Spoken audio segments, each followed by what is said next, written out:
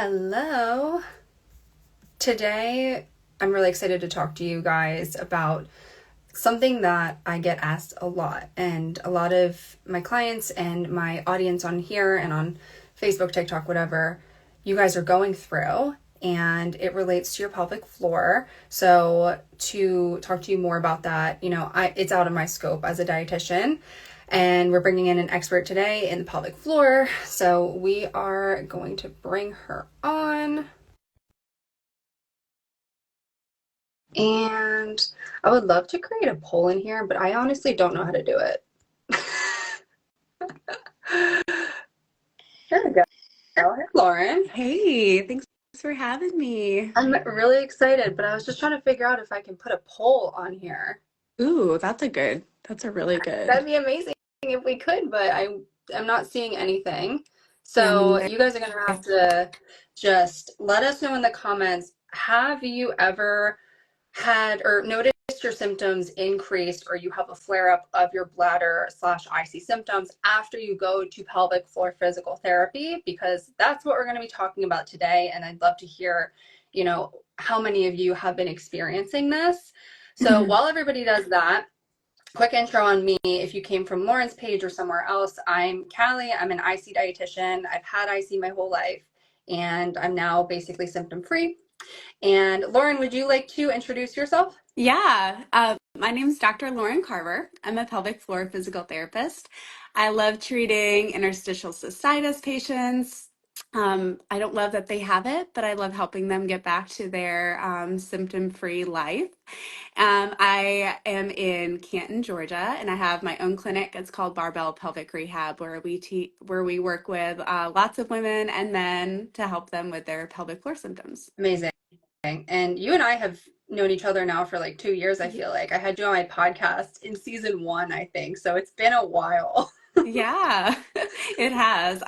I love what you're doing for the community because it's so important and it's so needed. So thank you for filling that space. Yes, yes. So, okay, let's dive in. So, really, what made me want to do this live and do it with you specifically is I have a lot of clients and non-clients too that I see in Facebook support groups or just people who are DMing me on Instagram or whatever who are saying, you know, I went to pelvic floor PT, but it flared me. And they're essentially asking me, why is that? Why? A lot of people are actually even like not going back Right. because that happened. And today, I think that's what we're really going to dive into is what's going on here. How can you have that conversation, have that open conversation with your therapist, um, and just how to have those conversations. So, do you want to start off, Loren, by kind of diving into a brief overview of what goes on in pelvic floor PT, Yeah. and then get into why it could be that people are having an increase in their symptoms after? Yeah, absolutely. So, whenever someone's coming in we'll specifically talk about your patient population. So, a little bit more of like pelvic pain, probably lots of urgency, probably some leakage, probably some back pain, maybe some hip pain associated with pelvic floor symptoms and bladder pain. Um, First of all, we really need to figure out like what exactly the driver of the symptoms are. So whether it is, they do have a stress driver, they do have a nutritional sensitivity that's kind of triggering some of their pain. Whether they do have Hunter's lesions, they do have a lot of weakness happening. So I usually ask people, like when your symptoms are at their worst, like what's happening, like what is triggering a flare for you. So that can give us a really good idea maybe on like what the drivers are. And that will help us with how we treat that patient. So for example, sometimes I'll have an interstitial cystitis patient, or that's what they've been diagnosed with, come in and they're like, I do really fine with intake foods. However, like when I exercise, it really flares me up. So that tells me that they probably have a slightly different driver than, my gal who maybe has endometriosis. She's in a lot of stress. She also has IC.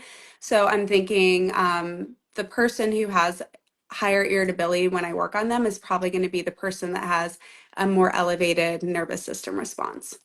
So, all that to say is that whenever we have pelvic floor muscle tension, we have to really realize that the pelvic floor is very tied into our nervous system. And I know that you teach that as well. So, making sure that our nervous system is regulated and that our body feels safe. And if you've been in pain for a long period of time, and someone goes to work on that area that you've been in a pain in a long period of time, and maybe you've had multiple procedures in that area, your body is going to consider it as a threat.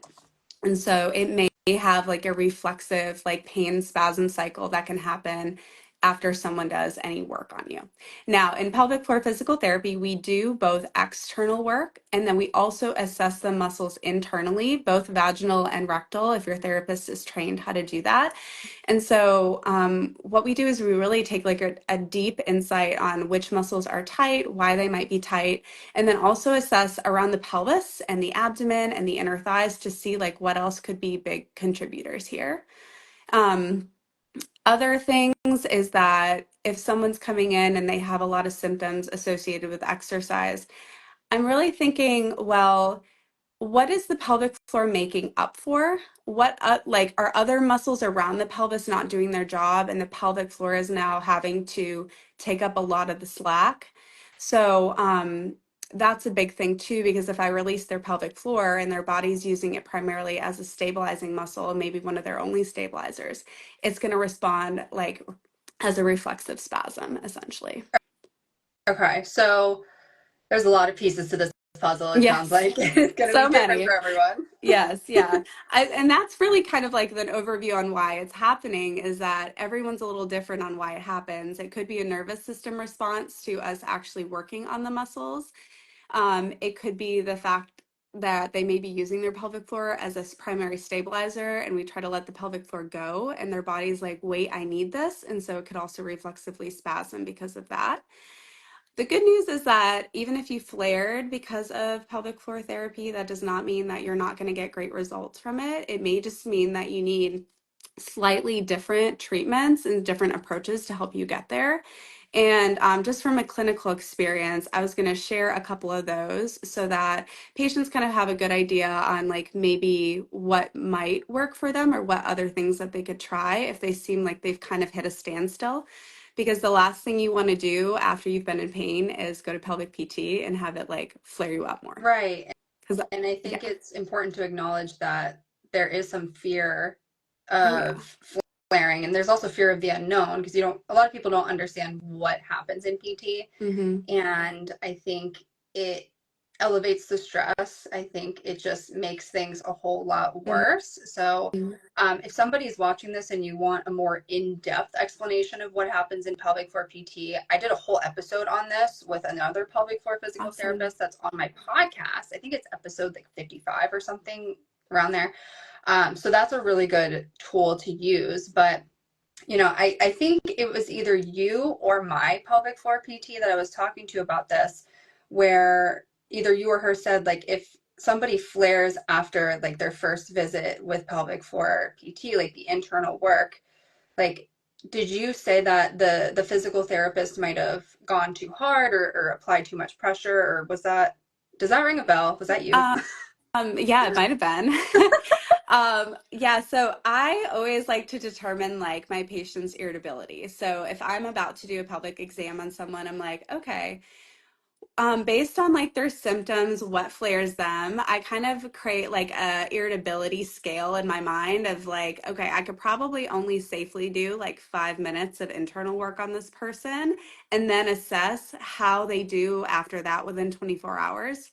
If someone's in a lot of pelvic pain and you go from not working on their pelvic floor, them having never had internal work or not for years or months, to doing 30 minutes of pelvic floor work on them, the chance of them flaring is going to be significantly higher. So it's kind of like a dose relationship where we do lots of lighter pressure work. We don't spend as much time working specifically on those muscles just to grade like how much they tolerate so that they don't flare as much. Mhm. Okay. And if somebody, like, let's say you have a patient who you saw them once, they come back and they're like, I had a flare up. Like, Yeah. how do you proceed after that? Yeah, good question. So I always tell my patients on the first visit, and like, listen, you might cramp a little bit after that. And if you do, I want to know how long did it last, when did it come on, and how intense was it? Because that will grade what I do next time based on your response to that. So within that 24 hours, I want to know. So if someone comes back and they're like, wow, I had a huge flare up after we did that, I'm like, okay, we may not actually tolerate direct pelvic floor work right now. I might have to work around your abdomen. I might have to work around your inner thighs. I might have to work on your glutes in order for some of that muscle tension to actually decrease, or that nervous system response to decrease in your pelvic floor. So that way you will tolerate it better. So a couple of my really tricky patients who have had IC and have flared after our first visit, kind of the approach that I then would take is I'll do a lot more external work on them. I'll get them started on some type of a home tool, whether that's a very small dilator or the small end of a wand, and have them start working on themselves in order for that, because it feels a little safer when you're touching yourself and not someone else's control. Or I will try dry needling on their pelvic floor muscles. And sometimes that makes them much, much less likely to flare up if we start with that before I spend a whole lot of time directly working on their pelvic floor muscles. Hmm. And dry needling is something that you and I talked about on our podcast episode. Yeah. And I'm pretty sure it's still not legal in Pennsylvania, which I'm so bummed Oh, about. bummer. But that could be helpful for people Hmm. who live in states where it's totally Hmm. fine. But yeah, I think there's a lot of individualization that needs to occur here. You did mention wands and dilators. I was going to bring that up because I remember a couple years ago, my IC doctor recommended me to use a dilator to basically like put it on the entrance and just like let it there and let my nervous system and my pelvic floor just like be okay with it. Yeah. I don't have to put it in. I just have to sit there with it. And I was like, that's an interesting recommendation, but I'll try it. And I mean, it makes sense. Like you have to get it. What's the best word to describe what I'm thinking of? Get it like desensitized. Yes, exactly. You're desensitizing your nervous system. And honestly, sometimes people don't even tolerate, like, they'll clench the second they have something close by. So then you start, like, just working the dilator on your inner thigh. You start poking it on your stomach. You start working around just so your nervous system isn't like, must protect, must clench to kind of Yeah, allow for it to happen. and there's other conditions that overlap, like vaginismus, vulvodynia, vestibulodynia, Yep. right? Yep. Exactly. Yeah, so lots of layers to it. Definitely. Yeah. And I would say, if you are going to a therapist and you guys are kind of struggling and you're having lots of flare-ups, then I definitely think that just making sure that you're maybe keeping a symptom diary.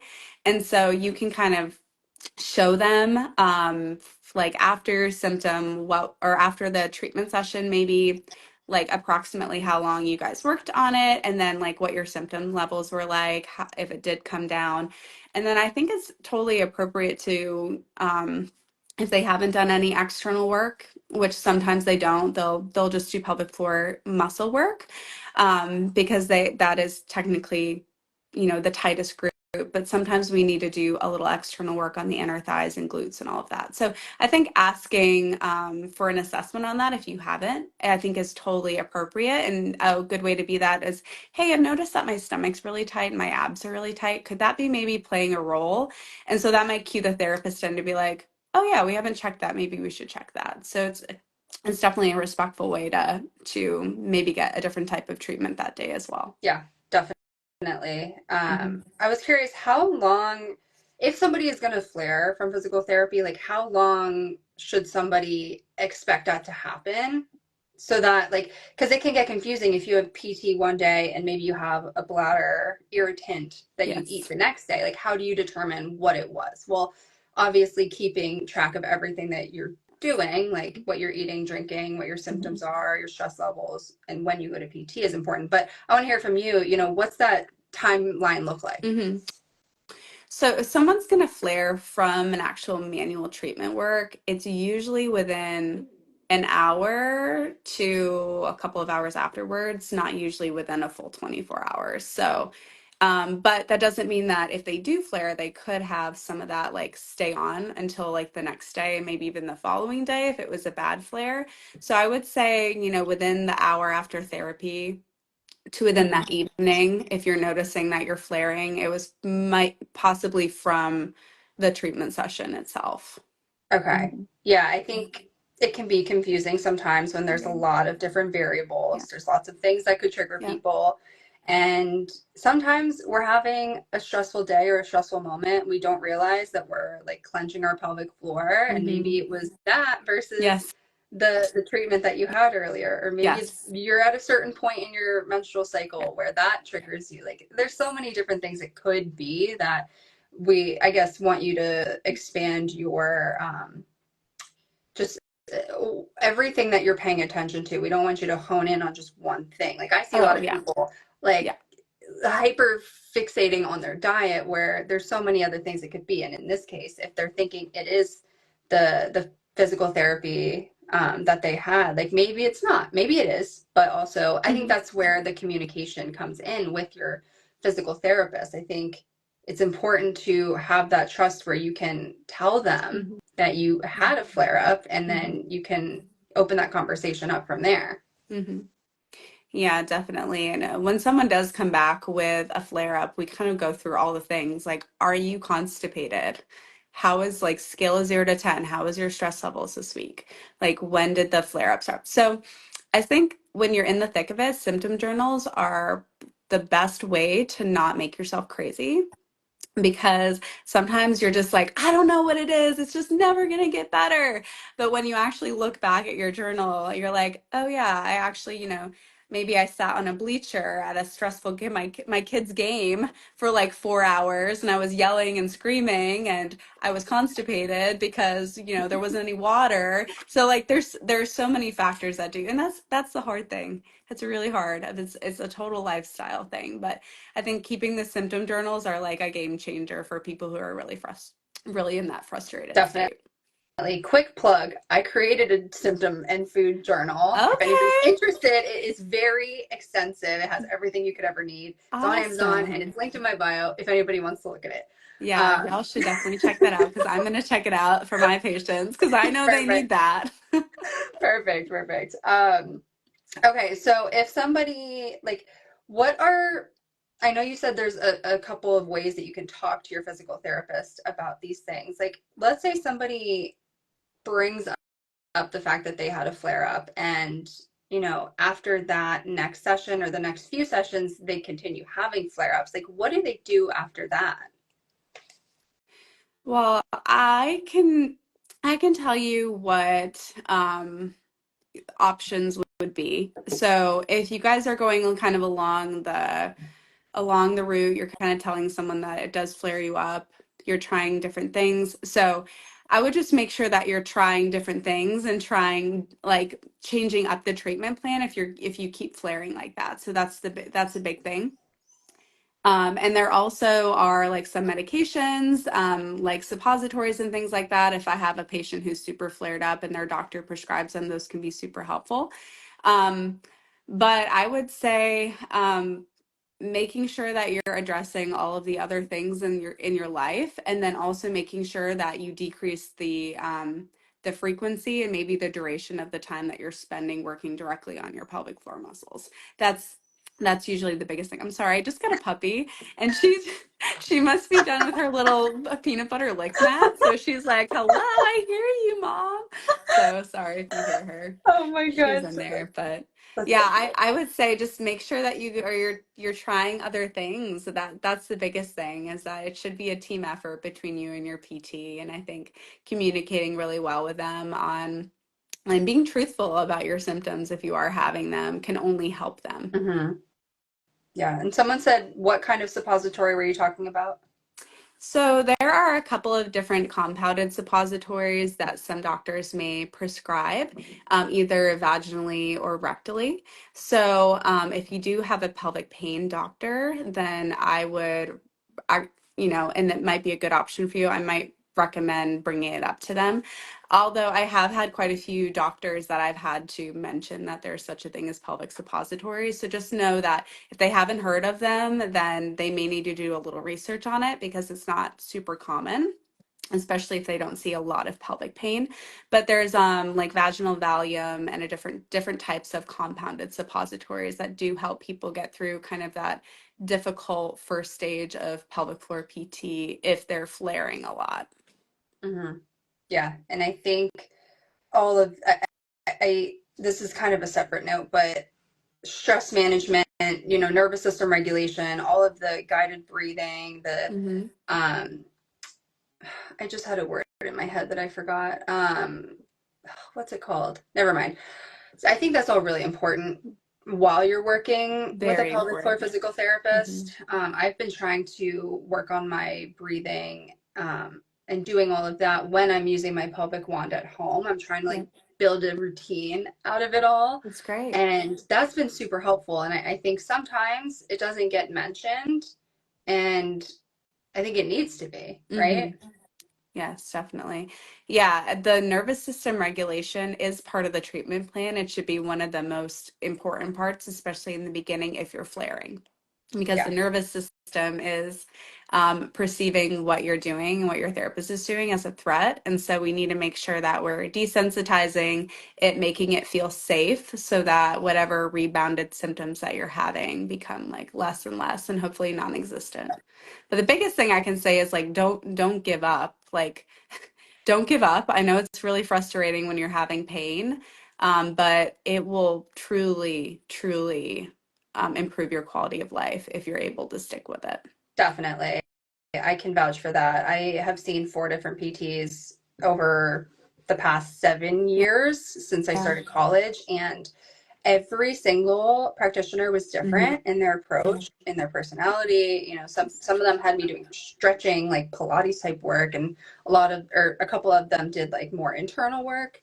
And I just think you have to find the person that you vibe with, the person you trust. Hmm. And if you had a bad experience previously, that doesn't mean can't find somebody else that is it helps you Yes. significantly. Like that could be the game changer for you. So yeah, I agree with you. Don't give up. And if you're not being heard, you're not feeling like you're being heard by your current physical therapist, maybe it's time to look for Yeah. somebody else. Like Hmm. it's not always going to be the perfect fit. Yeah. Yeah. And I will say that like a pelvic pain in general is one of the most difficult diagnoses as a pelvic floor therapist to treat. So just knowing that the experience of your therapist also matters. So yeah, if you are feeling like you're communicating really well and you're not getting the results that you want, it's probably you could try a different clinician or a different strategy might be going to work for you Yeah, better. for sure. I saw somebody said, how do you calm the nervous system? So this is something I talk about a lot in my content. Um, it's kind of a loaded subject where we could talk about it for like hours and hours. Um, Lauren, what do you typically recommend to your patients? And then I can say what I normally recommend. Yeah, so it really depends on the patient. So I like to ask people like number one, what makes you feel good? Like what makes you feel relaxed? And that's kind of a loaded question for a lot of people because they're like nothing makes me feel relaxed. But I have patients who like some of them could totally go to like a breathing meditation yoga class for 90 minutes and be like, "Oh, I feel so good."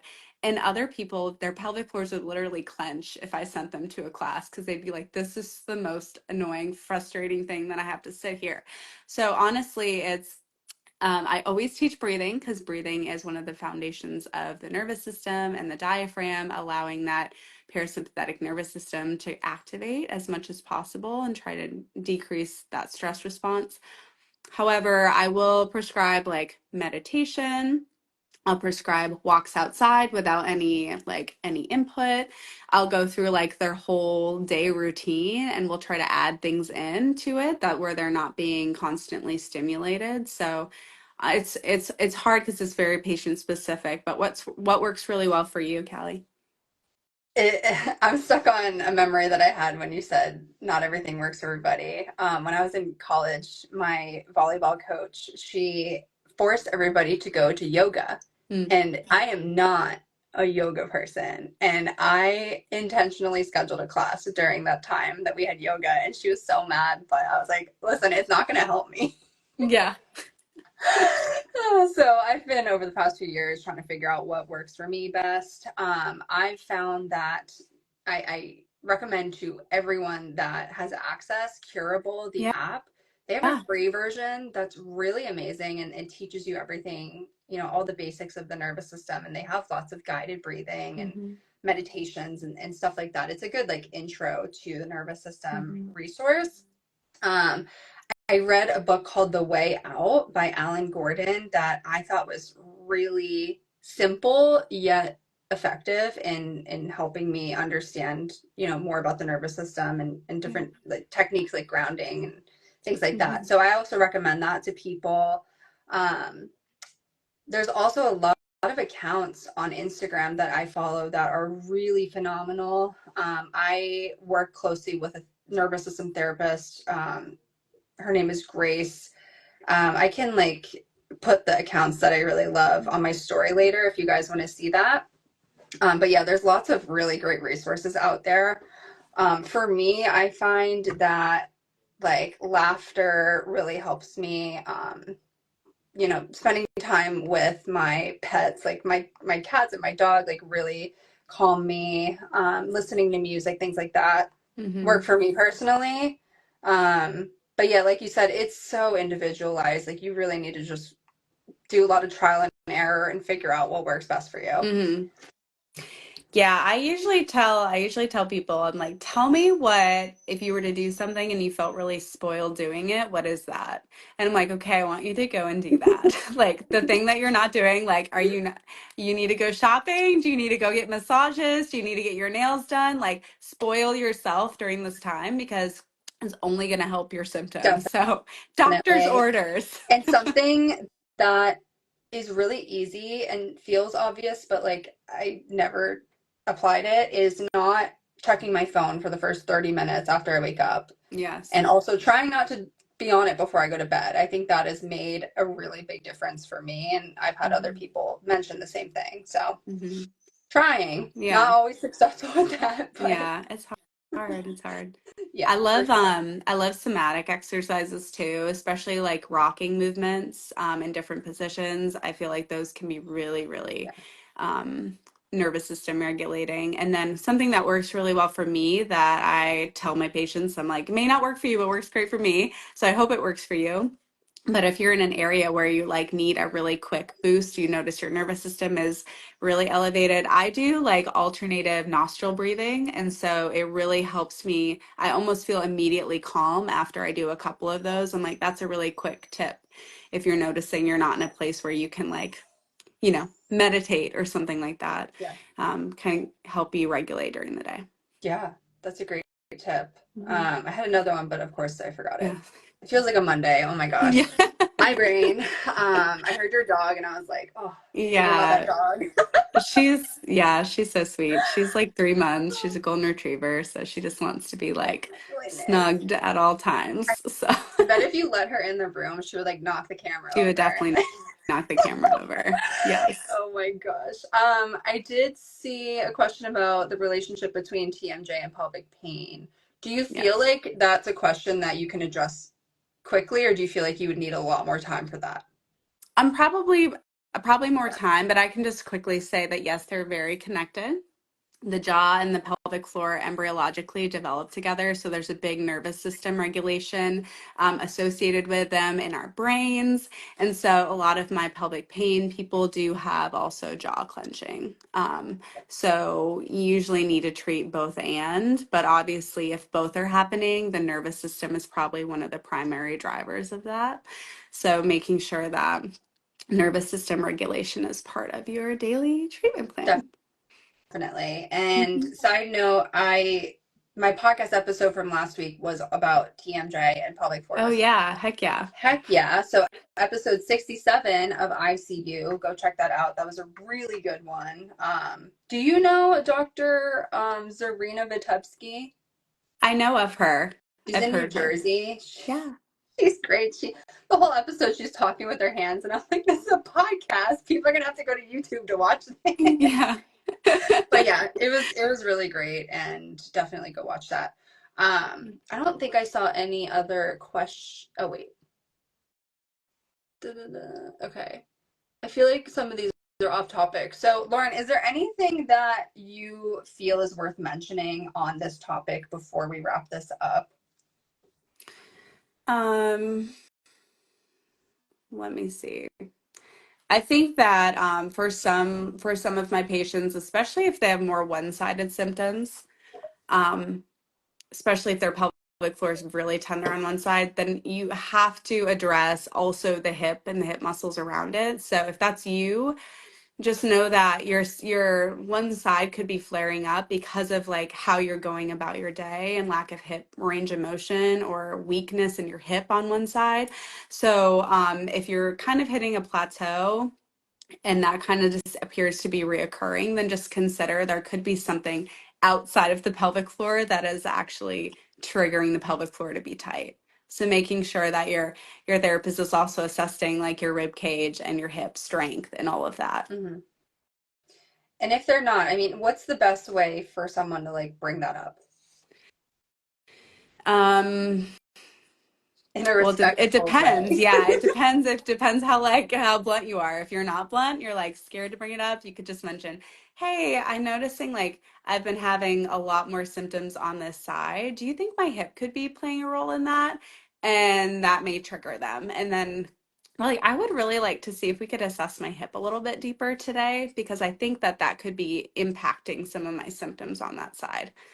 Yeah. So Yeah. just bringing it to their attention, I think, in a very curious way, is probably the person who's less direct. That's your Or go-to.